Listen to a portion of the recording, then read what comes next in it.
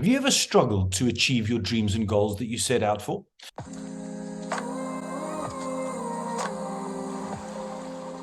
My story began last year when I created and I said, right, the who is the triathlete.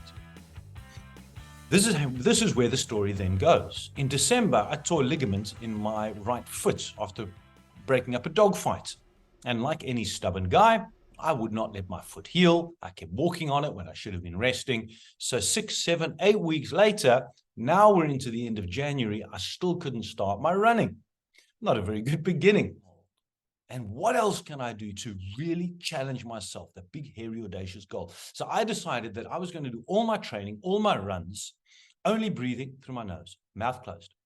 Now, there's big reasons behind that. Some of you maybe heard some of my talks before about breath work and the benefits and the power of breathing through your nose. I'm not going to go into the detail here right now. Anyway, off I went. So in March, I did my first 21 kilometers. Great fun. In April, I ran my second half marathon, part of the training.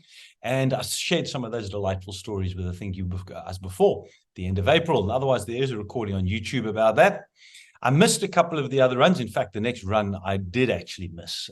It was midwinter, and where I live here, the race was locally in Saldanha, and it was so wet.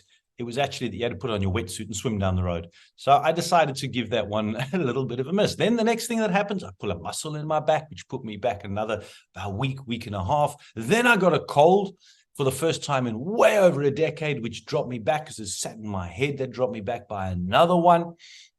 But yet I still pushed through.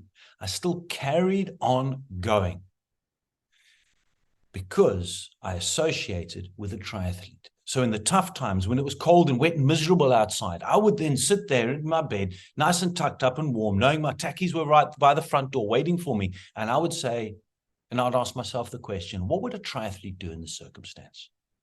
And whatever that answer came, with thinking like a triathlete, that's what I did. And yes, I got up and did it anyway. Lesson number 1, write this one down. Things won't always go according to plan. But here's the kicker. Do it anyway.